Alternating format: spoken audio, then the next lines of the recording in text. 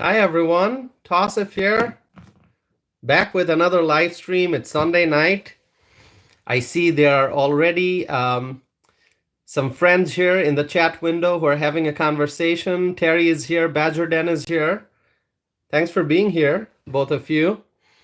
And Badger Den writes, watched and liked your previous video regarding AB 1814 California. Thank you for watching that video, Badger Den. I appreciate that. And those are the kinds of things we must point out, because what the Democrats are trying to do is they're just trying to take more and more stuff, more and more dollars, more and more resources away from hardworking Americans and give more benefits to the illegal immigrants. And so that bill in California, that legislation, Assembly Bill 1840, that's an example of what the Democrats are trying to do. Now they want to extend homeownership benefits to the illegal immigrants, and this is happening in California. And what happens is something happens in a blue state, then another blue state wants to copy that same formula, and so I'm afraid that there are some other Democrats in some other states who are going to copy what California is trying to do. You may end up seeing that Illinois will come up with some legislation to give more benefits to the illegal immigrants. So that's why I thought, I've got a channel, I've got viewers who are paying attention, who are engaged, who are informed citizens. So I'm going to talk about this Assembly Bill 1840, which is just unbelievable. How a Democrat, how an elected official, keeping labels aside, forget Democrat, Republican, how can an elected official propose something like this? A program that is intended to help middle and low income American citizens, a program that is intended to help American citizens become homeowners. How can an elected official try to expand the eligibility criteria to include illegal immigrants in that pool? It's just unbelievable, but that's what's happening in the country. Badger Den writes, homeless Americans and they want to give illegals houses. Unreal. That's exactly correct. There are so many homeless Americans, not just homeless Americans, but there are many people who are at risk of homelessness. There are many Americans who are not homeless yet, but maybe they are behind on their rent. Maybe they have lost a job. They can't find a job that would help them pay their bills, and they may be at risk of homelessness. Maybe in a month they'll be homeless, or in 2 months they'll be homeless. I mean, there are many people like that. And the liberals, the Democrats, they just want to keep giving more benefits to the migrants, and benefits at taxpayers' expense. So Terry, thank you for being here. Badger Den, thank you for being here. And if there's anyone else who tuned in, please write something in the chat window. Say hello, give me a thumbs up. Right where you're from. And so anyway, my friends, what I really want to talk about today, Terry, you're going to like this. I'm going to talk about Nikki Haley. Yeah, Terry, show me your reaction. Are you happy that I'm going to talk about Nikki Haley?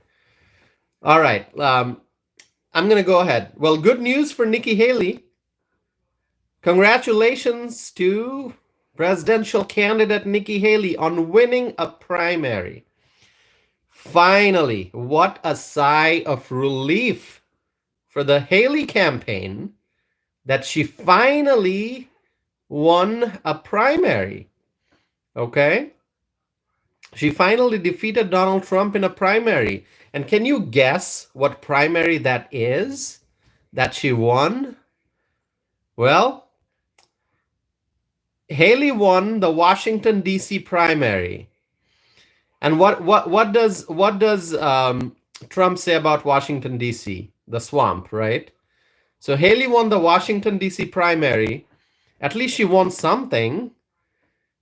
This primary took place on Sunday, that is today. And so at least, there's a reason for the Haley campaign to celebrate now. Although they have had a series of losses, The Haley campaign faced a series of losses, and they are likely to face an even longer series of losses coming up because Super Tuesday is coming. But at least they have a reason to celebrate. It's Sunday night, and Nikki Haley and her campaign can finally celebrate a victory in the Washington, D.C. primary. All right, now let's go back to 2016, my friends. In 2016, do you know how Trump performed in the DC primary? Any idea? In 2016, Donald Trump ranked third in the DC primary. He was not number one. He didn't win the DC primary in 2016. He didn't even rank second. He ranked third in the DC primary. But did that stop him from winning the presidency in 2016? No. Which means the DC primary doesn't matter, okay? I mean, DC, Trump calls it the swamp anyway. I don't think Trump was expecting to win the DC primary. And so in 2016, in the DC primary, he ranked behind Marco Rubio and John Kasich, okay? So John Kasich and Marco Rubio performed better than Trump in the DC primary in 2016. Everyone knows Marco Rubio, U.S. Senator from Florida. Who remembers John Kasich, the former governor of Ohio? Who remembers Kasich? Does anyone remember John Kasich? Terry, do you remember John Kasich? Badger Den, do you remember John Kasich? John Kasich, former presidential candidate. He wanted to be the president of the United States, John Kasich, but he was not successful in doing so. John Kasich ran for president, but he did not become successful. Badgerden says, I don't know who he is. Badgerden, in 2016, John Kasich ran for president from the GOP. He is the former governor of Ohio. I'm going to look something up here. John Kasich, former governor of Ohio. He ran for president in 2016, if you remember that. But obviously he was not a top performing candidate back then, because eventually the fight was between Ted Cruz and Donald Trump, and Donald Trump won. So anyway, Trump did not win the DC primary in 2016, but he went on to become the president of the United States. So the DC primary doesn't really matter when you look at the overall race for the White House. But this primary result from DC would serve as a reason to be happy for Nikki Haley, right? I'm sure she's happy that she finally won something. Terry, I'm laughing at your comments. Oh, it's funny, Terry. Thank you. We need some humor. So thank you to the Washington, D.C. primary voters for giving us something to laugh about, all right? I mean, I think it's funny. I think Nikki Haley's campaign needed this victory. Finally, they can claim, oh, we're competitive. We're winning something. All right. Okay, my friends. Nikki Haley must be celebrating tonight. Now, as I've said before, I think Nikki Haley is a brilliant politician. She was successful, governor. She was the U.S. ambassador to the UN. But it just doesn't make sense why she's continuing to run. Maybe this is what she was waiting for, that she'll win something. So now Nikki Haley has won something. Is she going to drop out now? Is she going to drop out? Because I don't see how she can be the GOP nominee. There's just no pathway. Winning the Washington, D.C. primary can make you happy, but it's not going to get you to the GOP nomination. So anyway, keeping that aside, let me just talk about something which is really the main topic here, okay? Which is the main topic of my live stream. The pledge. The famous pledge. If you don't know what I'm talking about, well, I'll explain here. Nikki Haley, along with some other GOP presidential candidates, who ran in the 2024 cycle, they signed a loyalty pledge. Signing the pledge basically means that you agree to support the eventual GOP nominee for president. Nikki Haley is not the only person who signed it. I think Ron DeSantis signed it, and the other ones who ran, Vivek, I think, signed it too.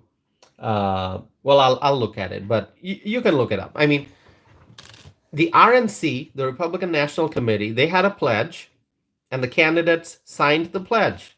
And signing the pledge means that you're agreeing to support whoever the eventual GOP nominee for president would be.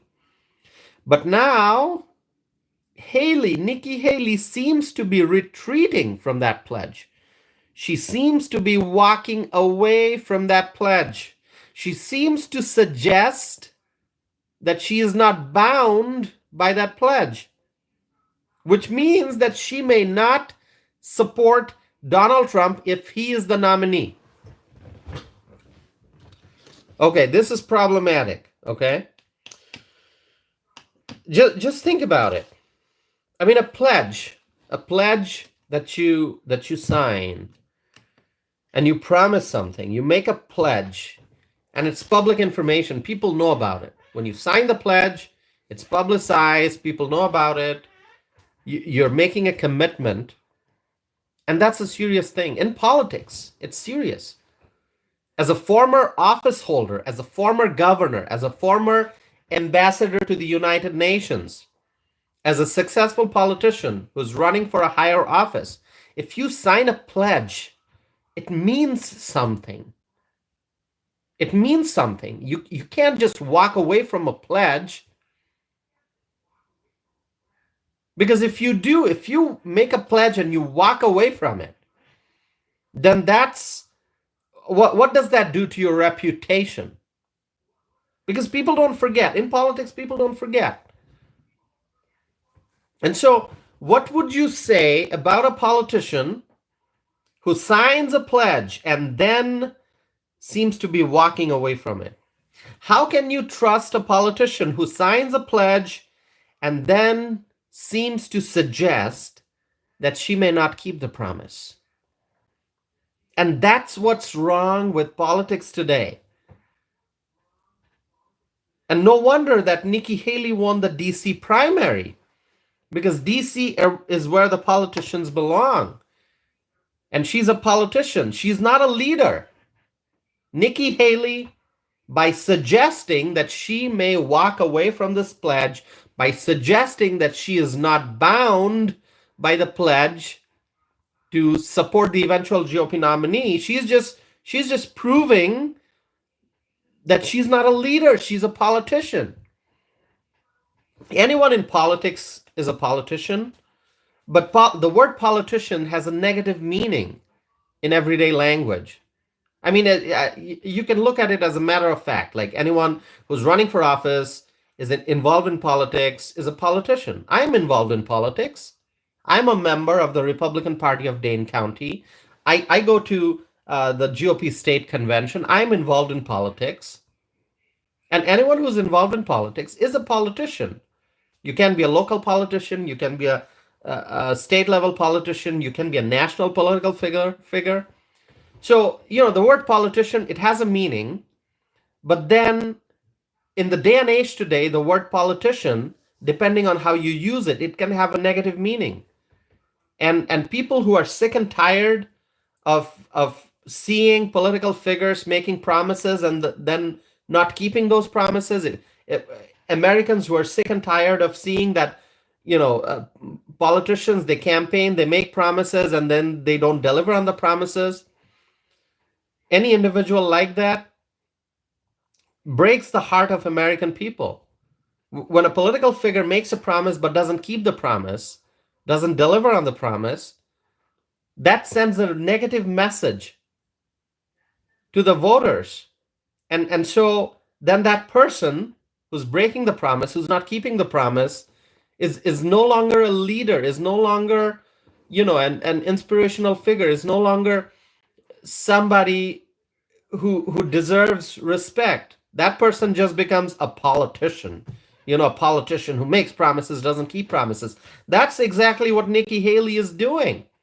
Nikki Haley was a leader. She was the governor of South Carolina. She had a leadership role.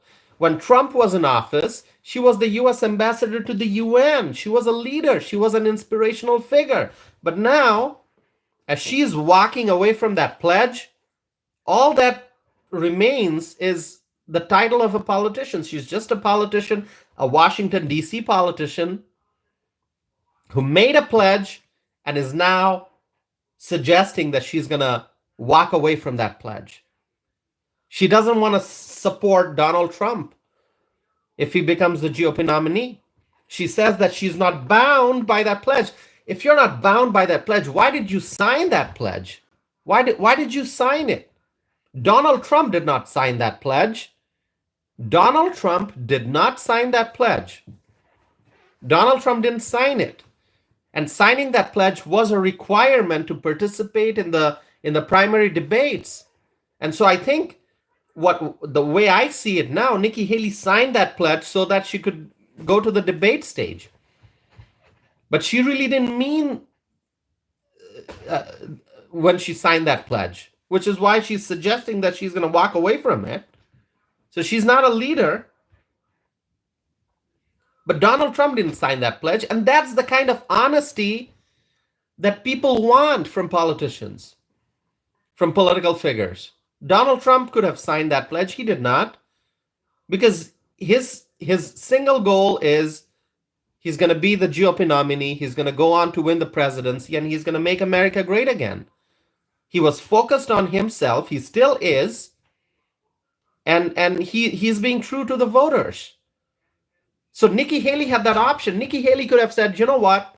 I'm not going to sign that pledge because I don't believe in that pledge. But she signed it so that she could be on the stage for the primary debates. And now that she realizes that there's no pathway for her to become the GOP nominee, she's walking away from that pledge. And that's what's wrong with politics. Politicians making promises and not keeping those promises.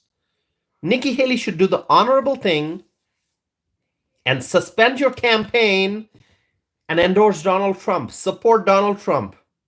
There's still time. Okay?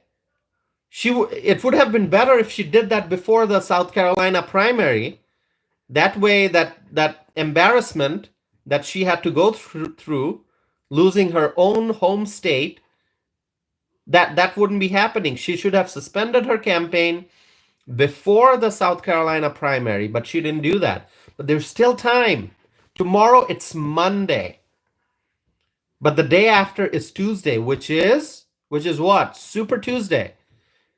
She's got time. She can still make that decision tomorrow. On Monday, she can decide, you know what? It's a brand new day, brand new week. Whatever's happened. Let's just forget that. End the campaign. Support Donald Trump. Do the honorable thing. Keep your promise. Keep your pledge.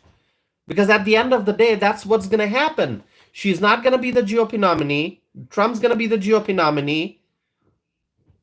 And then she has to follow the pledge. And if she does not, as she already indicated, she's walking away from that pledge, then that hurts her reputation for the future. I mean, Nikki Haley should do this for her own self. If you want to protect your political future, if you want to protect your reputation, if you want to do the honorable thing, if you want to earn people's respect, suspend the campaign, endorse Donald Trump.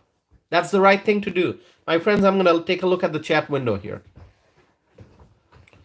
Terry writes, it's an integrity issue. Exactly. I mean, if you're going to break the promise that you made, if you're going to not follow the pledge that you signed, how can people trust that individual in the future? Badgerden's writing about Germany and Ukraine. Badgerden, I have not explored that issue yet. There are so many things happening around the world. So I'm not able to comment on it just because I don't know enough. But thanks for mentioning. Uh, the reason I ask people to engage in the chat window is even if you want me to discuss things that I'm not discussing during the live stream, if you have other issues that you would like me to talk about in the future, you can always mention that. Okay, your comments don't have to be necessarily about the things I'm discussing during a particular live stream. Okay, you can mention some issue, some other issue, something happening around the world, something happening in some part of the country, and if I'm not able to address it during the current live stream, then I may be talking about in the future. So yeah, Badger Den, you're writing about something with Ukraine. uh, I can't comment on it now, but thanks for mentioning it. I'll look into it. I mean, the Ukraine issue is a complex issue. There's no doubt about it, and there are a wide variety of opinions regarding the Ukraine issue. So thanks for bringing it up.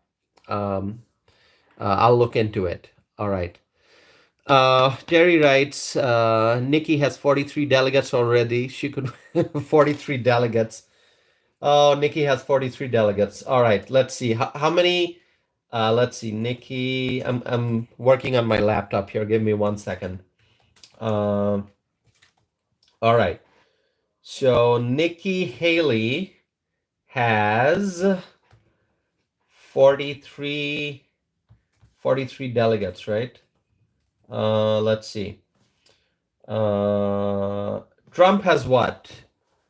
I'm looking at the news here. Trump has more than 240 delegates. It says 247. Okay, let's see. So Nikki Haley has 43 delegates. Trump has more than 240 delegates. So I don't know if you would call that competitive. I don't know. All right, let's look at the window again, chat window. So Terry writes, I don't think the party should force a pledge. Anything could change during the campaign. That's correct. I mean, that's another discussion. So Terry, I understand what you're saying. You're suggesting that the party should not force candidates to sign a pledge. You know, the party. Well, yeah, we can talk about the party coming up with a rule that, oh, if you want to be a participant in the debate, you're going to have to sign a pledge. We can debate the merits of such a rule, whether it's a good thing or a bad thing. But obviously, candidates have the option. I mean, Trump chose not to sign that pledge. Nikki Haley wanted to sign that pledge. And now the question is, did you sign that pledge because you really mean it? Or did you sign that pledge because you just wanted to make it to the debate stage? I mean, Ron DeSantis signed that pledge, but he meant it. He already endorsed Trump. Even before Trump became the nominee, DeSantis could have waited. DeSantis could have dropped out and said, hey, you know what? I'm not going to endorse anyone, but I'm going to wait and see who the eventual nominee is, and then I'll support the nominee. DeSantis could have waited, but he went ahead and endorsed Trump already. And Trump is officially not the nominee yet, but DeSantis endorsed Trump because that's the right thing to do. Nikki Haley, she could have chosen to not sign the pledge, but she did. She signed it. So, and she's walking away from it. All right, let's see. Badger Den writes, but Nikki won DC. She gained momentum. I don't know if winning DC is momentum. Well, if Nikki Haley thinks that that's gaining momentum, good for her. Good for her campaign. But Super Tuesday is coming, my friends. Super Tuesday is gonna be a super duper victory day for Trump. Now Terry writes Trump 244. So Terry, I've seen that. I've seen one news report that said 244 delegates for Trump, and I just saw another news report that said 247. So I'm actually a little confused if Trump has 244 delegates now or 247? That's why I'm using a slightly different language. I'm saying more than 240, just to be on the safe side, because I've seen two different reports, 244 in one report and 247 in another one. So I don't know what the actual number of delegates is. Badgerton writes, maybe she'll win an Olympic gold medal next. Oh, I don't know. I don't know. Um, it's just I really don't know. I think I'm running out of words. I'm running out of sentences to talk about the Nikki Haley campaign. What are they trying to do? I don't know. But hey, look at it this way. It gives us things to talk about, right? It gives us things to discuss. The more that she continues with the campaign, the more entertainment it is for us, because we're just watching her, because we're just watching her lose, right? And then she gets a little bit of momentum, as Badger Den wrote, momentum. She gained momentum. Her campaign gets a little bit of momentum from a primary victory in DC, but then Super Tuesday, is she gonna win anything on Super Tuesday? I don't know. Yeah, Badgerton writes, she should have gotten the hint when that large organization stopped funding. Yeah, the Americans for Prosperity Action, they stopped providing her financial support for her campaign. And as I have said, Americans for Prosperity, they are a great organization.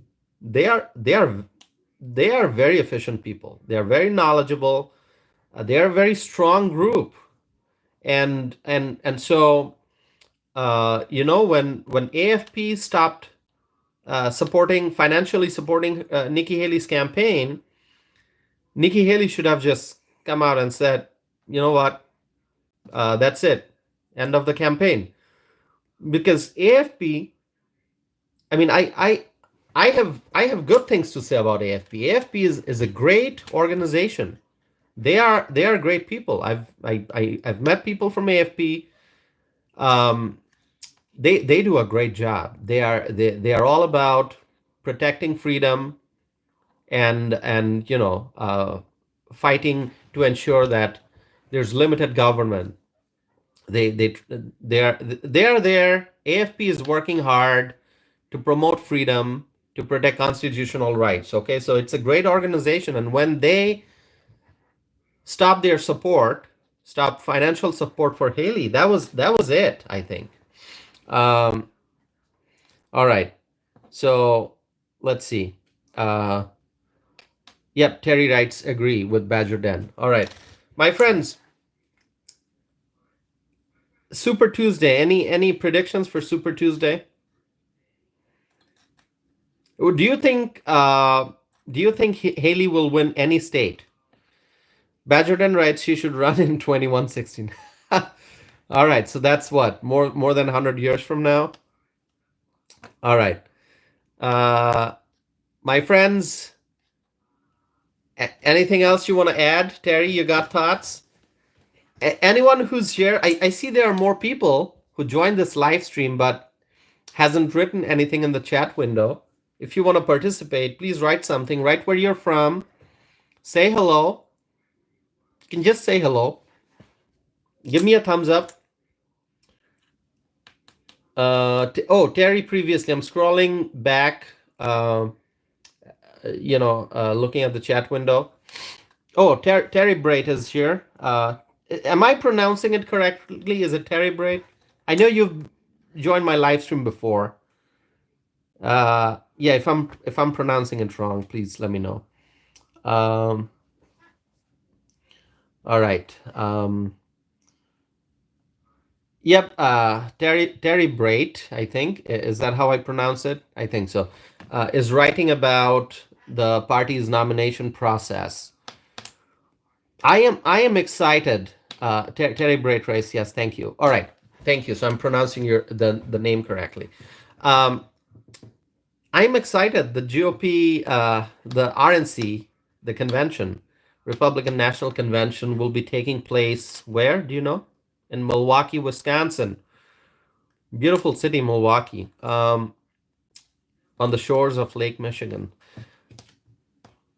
All eyes are on Wisconsin, my friends. Let me tell you, all eyes are on Wisconsin. Now, I did a live stream. When was it? On Friday. On Friday evening, I did a live stream. Was it Friday evening? Yeah, it was Friday evening. I did a live stream right after coming out of the Republican Party of Dane County's caucus. That's my home county. I live in Madison, and the city of Madison is in Dane County.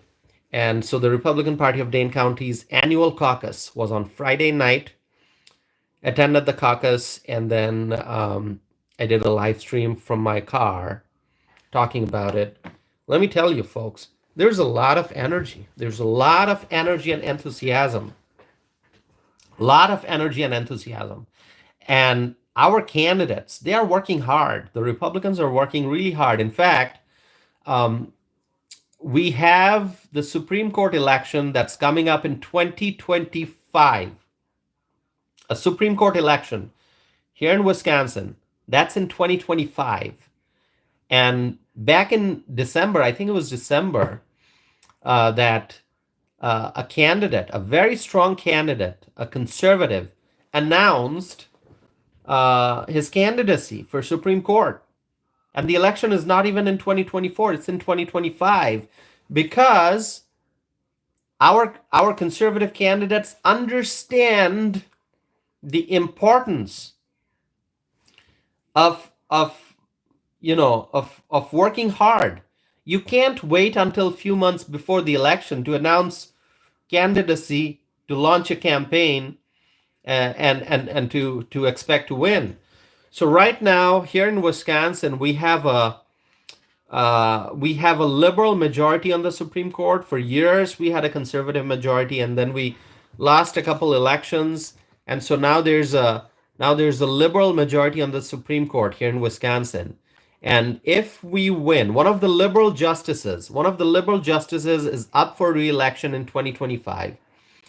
So if we win in 2025, if our conservative candidate, his name is Brad Schimmel, he's the person who announced that he's running for the Supreme Court. If he wins in 2025, now I don't know if there will be other candidates who will also announce. Maybe there'll be other primary candidates from the conservative side who announce. I don't know that, but let's assume that Brad Schimmel is the only one running. Let's assume that, and if he wins in 2025, if he wins the race for the Supreme Court, then we will regain majority on the Supreme Court. The conservatives will regain majority on the Supreme Court.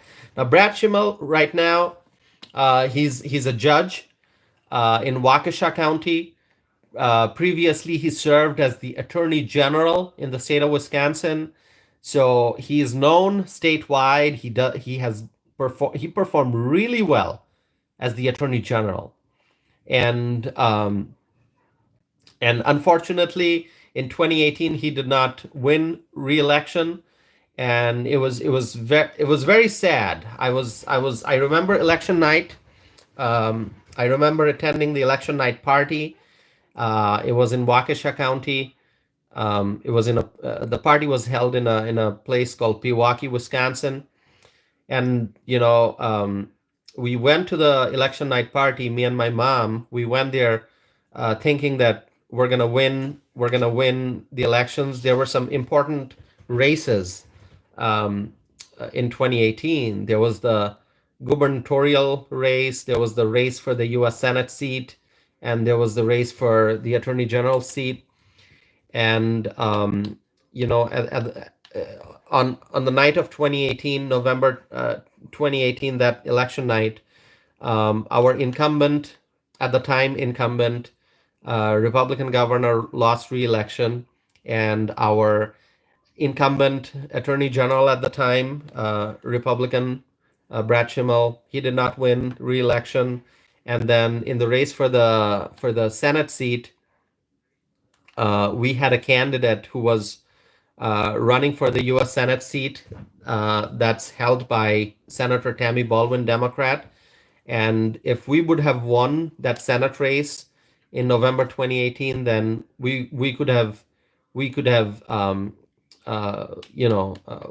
Republicans could have gotten control of that Senate seat, because at the time it was held by Senator Tammy Baldwin, and then she won re-election on the night of 2018 November, and then she's still in office now. So in 2018 we had an opportunity to win that Senate seat. We did not, and that's why 6 years later, 2024, we are once again hoping that a Republican. There are, I think, 3 Republicans running in the primary, if I'm not mistaken. 3 that I have personally met.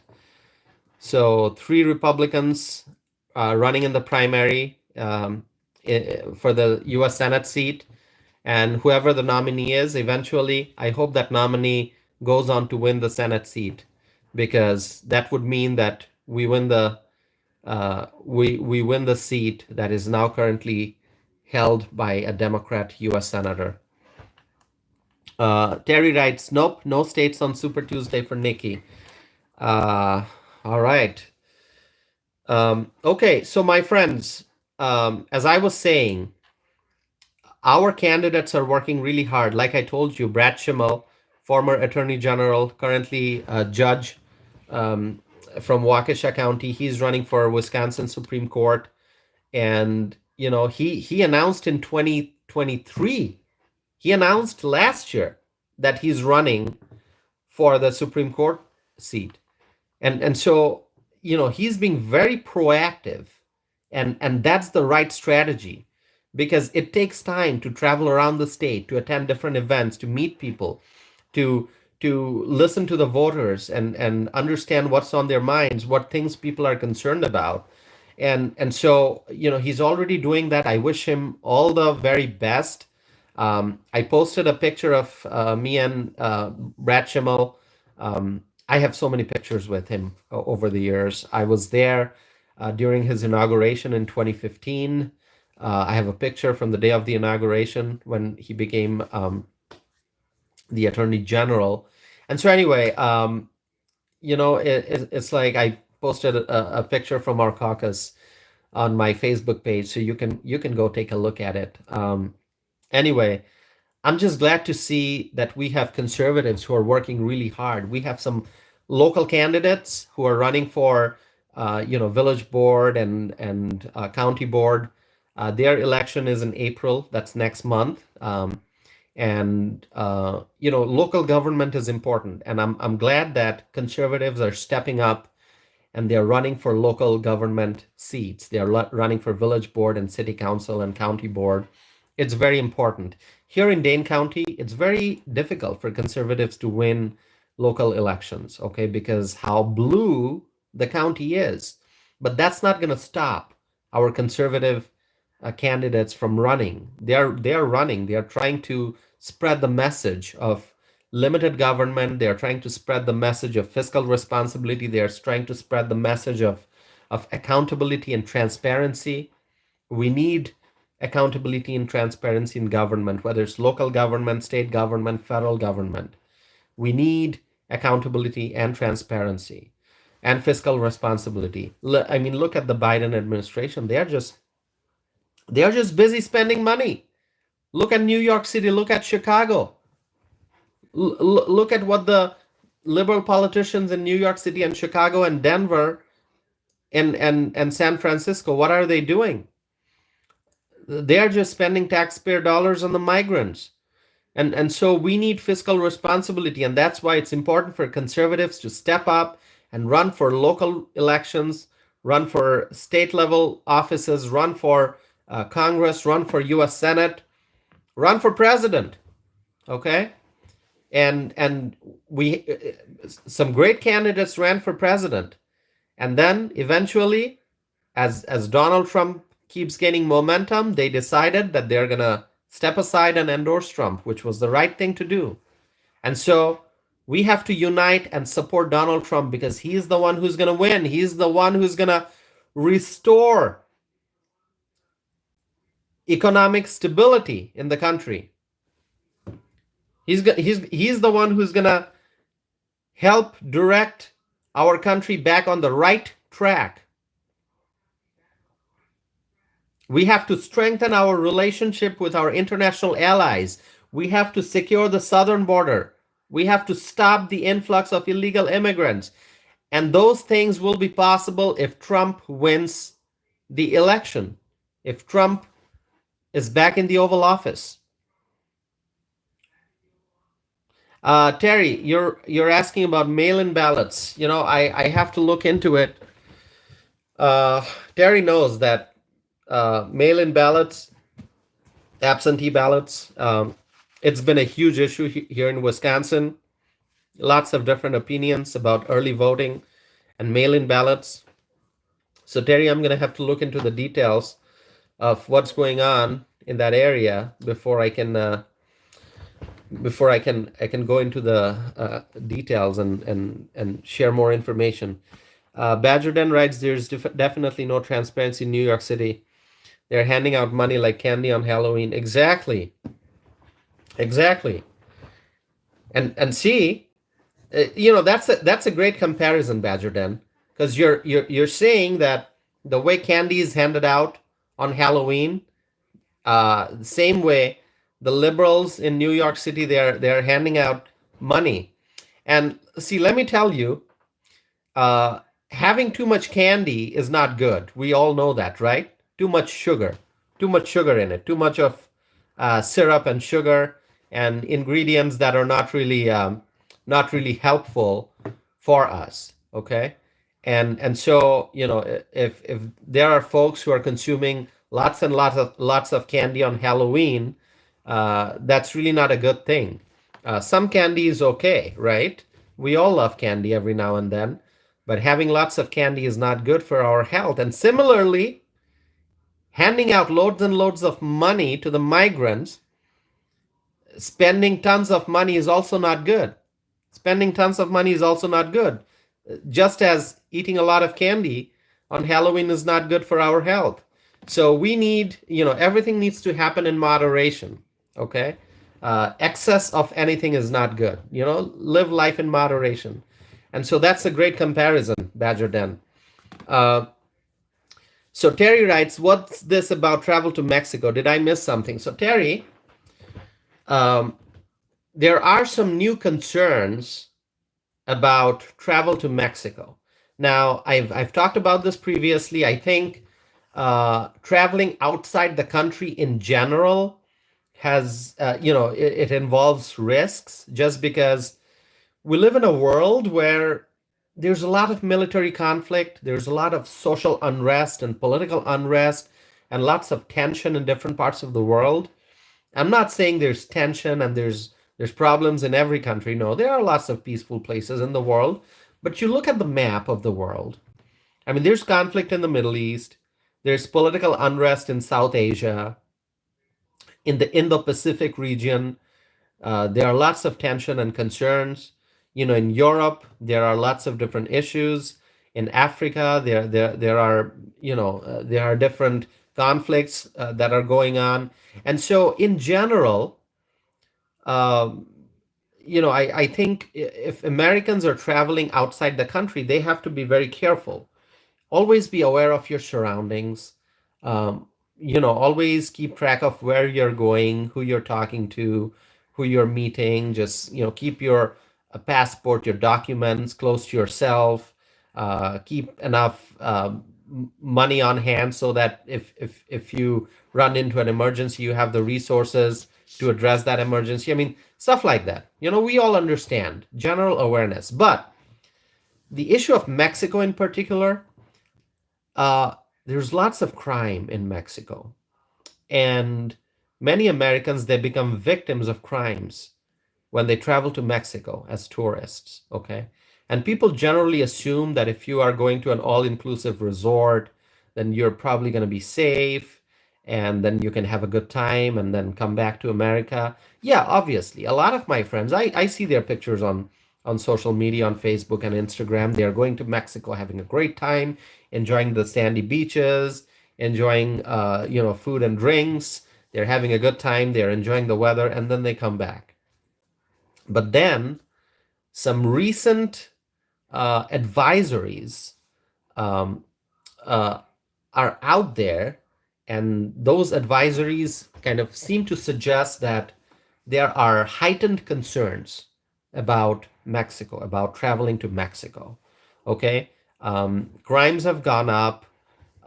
Americans become victims of various things, and so I was actually just looking at a document, and let me give me 1 second here. I'm gonna look something up. I have some notes here from what I was researching. Okay, so according to the U.S. Embassy and consulates in Mexico, there are many things that U.S. citizens must keep in mind when going to Mexico. So concerns about crimes, illegal drugs, and other risks, and so U.S. Embassy and consulates in Mexico, if you go on their official page, you're going to see a long list of things that they want tourists to know. And so what I was saying is, if you really want to enjoy spring break, there are so many great places in our country. Go to Florida, right? Um, go to Alabama, go to Texas, go to Galveston Bay. Go to South Carolina, where Donald Trump won a massive primary by defeating Nikki Haley. I mean, South Carolina has nice beaches. People can go to South Carolina and have a good spring break, right?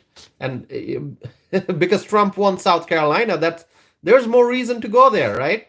So what I'm saying is that if you want to keep tourism dollars in the country, you can do that. I mean, go to Vegas, okay? And if you want to go somewhere really nice, when the weather warms up, you can go to South Dakota, right? Terry, would you agree with that? Go check out Mount Rushmore. Go to South Dakota. There's so many beautiful places in our country that we can travel to. So you don't have to go outside the country necessarily. I mean, I encourage people to travel the world if they can afford to do that, if they have the willingness to do that. Go to different places, go to different continents, learn about different cultures, meet different people, learn about the history of different parts of the world. That's great.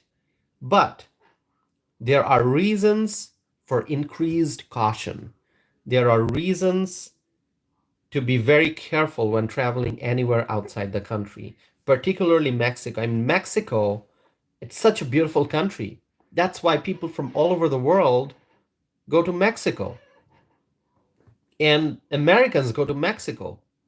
So Mexico's tourism industry depends on American tourists. And so and we are neighboring countries. So ideally, we would have great relationship, right? Canada, America, Mexico should have great relationship. But you have to be safe.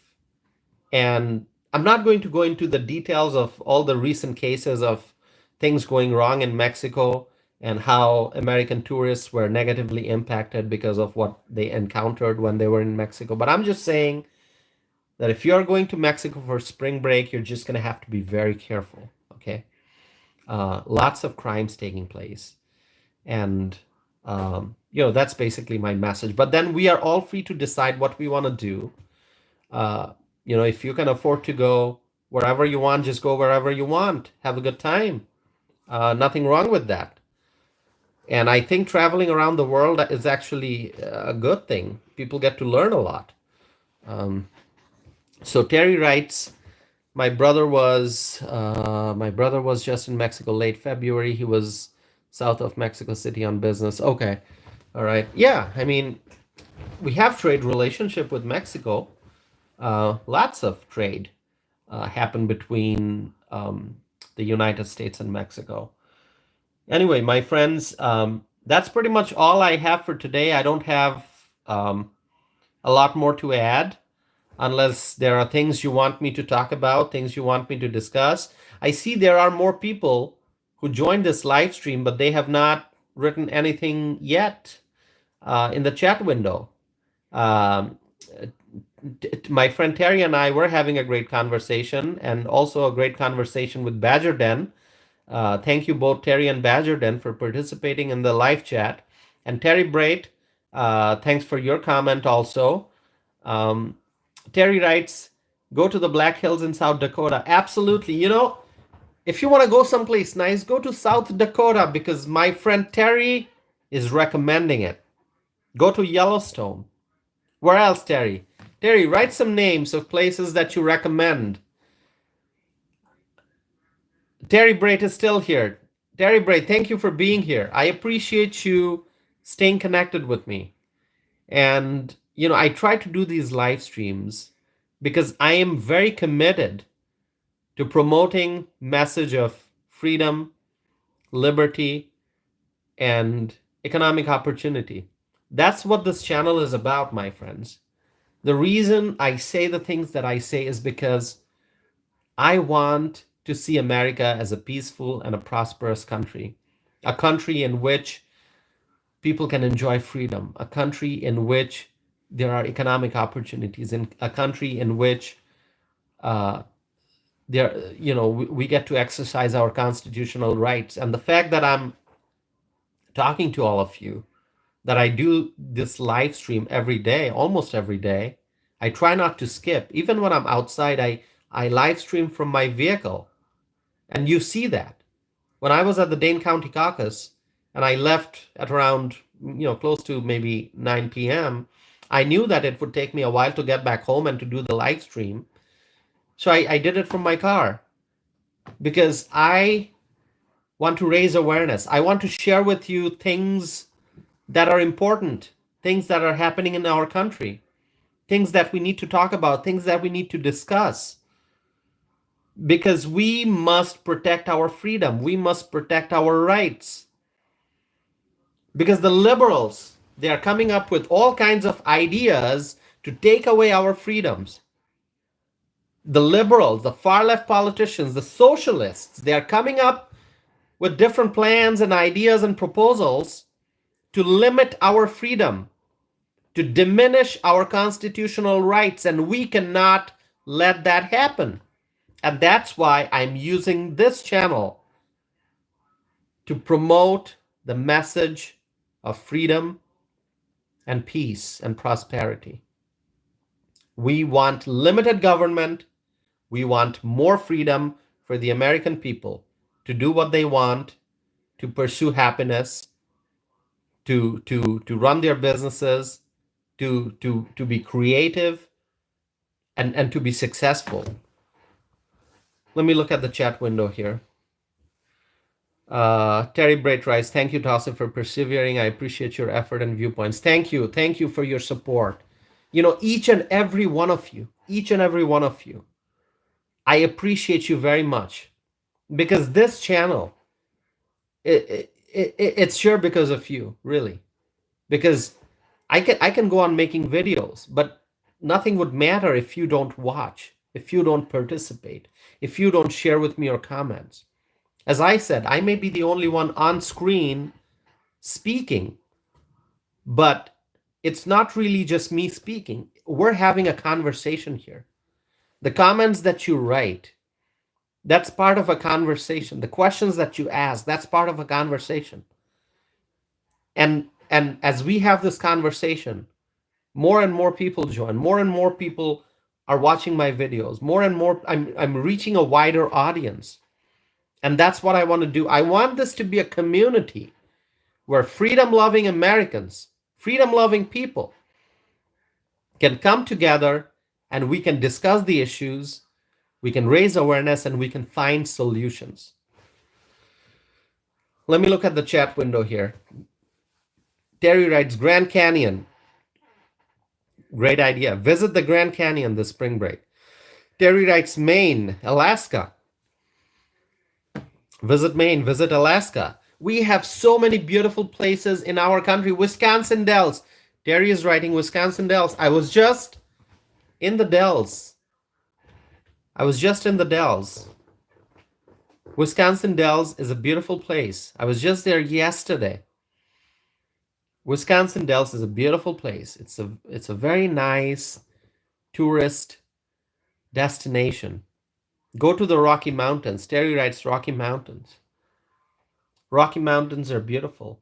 If you want to visit Wisconsin, go check out Lake Superior. Go enjoy the shores of Lake Michigan. Go to Wisconsin Dells. Go to Lake Geneva. There are so many beautiful places. Go to Door County, Wisconsin. Don't forget Door County, Wisconsin. Check out the state parks. Enjoy outdoor activities. Visit Wisconsin. Terry is also writing, not Denver. So, okay, my friend Terry is saying don't visit Denver. I know why she's saying that, because Denver is being crushed under the weight of illegal immigration. Denver has become a destination for illegal immigrants. There's lawlessness in Denver. If you want to send a message to the local elected officials of Denver who are busy spending tax dollars on the migrants, if you want to send them a message, don't go to Denver. Don't. Because the Denver politicians, they are prioritizing illegal immigrants. They don't care about the American people. They are busy providing resources to the illegal immigrants at taxpayers' expense. And so if you want to send a message to Denver, don't go to Denver. And once the city loses tourism, then they are going to understand the consequences of making bad policy decisions. Denver should never have prioritized illegal immigrants. Denver should never have spent money on illegal immigrants. Go enjoy other places in Colorado. Go to El Paso County, where the County Board of Commissioners, they said that we're not going to be a sanctuary county. Badgerton writes, Denver is trying to overturn their city sanctuary status. Well, Badgerton, the damage is already done. Denver has what? Was it like $180 million budget deficit? Is that what they're looking at? $180 million in budget deficit? That's what Denver politicians have done to their city. And so Terry writes, sometimes we're discussing in chat and not listening to Tassif at all. That's fine, Terry. That's fine. I want this to be a conversation. You don't have to always listen to me. If you're having a conversation in the chat window with someone else, that's fine too. And I enjoy watching the comments and the questions. So yeah, send a message to Denver. I mean, if they're trying to do damage control now, it's too late. They have already enticed illegal immigrants into the city. And now Denver is trying to hand out bus passes, city-funded bus passes to the illegal immigrants so that they can go and populate other cities. But a lot of other communities are saying, no, we don't want to be sanctuary for illegal immigrants. So as Badgerton writes, damage done, definitely. Denver, what a beautiful city. And now it's become a sanctuary for illegal immigrants. Now Denver is looking at a $180 million budget deficit. So send a message to Denver. Don't go to Denver. Don't go to Denver. And when tourism decreases, then the politicians are going to know that their actions have consequences, that people are rejecting Denver as a tourist destination because those politicians are busy prioritizing migrants and not paying attention to the U.S. citizens who live in Denver. So anyway, my friends, we are close to the 60-minute mark here. I've spoken for an hour, and I have thoroughly enjoyed, as I always do. I've enjoyed, this participation. Of course, we talk about a lot of serious issues. We're not always discussing, happy topics. We discuss many problems and many crises because those things need to be discussed. But I appreciate the fact that you all have joined that you continue to tune in and watch my live stream. I really appreciate that. And that's why, no matter where I am, even if I'm outside late, I try to do a live stream, even if it's for 10 minutes or 15 minutes. I try to do a live stream so that I can stay connected with you all. I don't want to miss a single day of live streaming. As much as I can, I'll try to do live stream every day. So thank you for participating. Thank you for watching my videos. Thank you for listening to my podcast episodes. Thank you for letting your friends, family members, and neighbors know about my channel. I appreciate that very, very much. Please help me spread my message. Help me spread my word. I want this community to be bigger. I want more freedom-loving Americans to find out about my channel and to come here and to participate during live stream.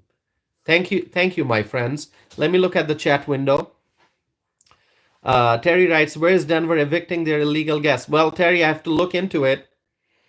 But what Denver's been trying to do is they've been giving city-funded bus passes to the migrants so that the migrants can travel to other communities.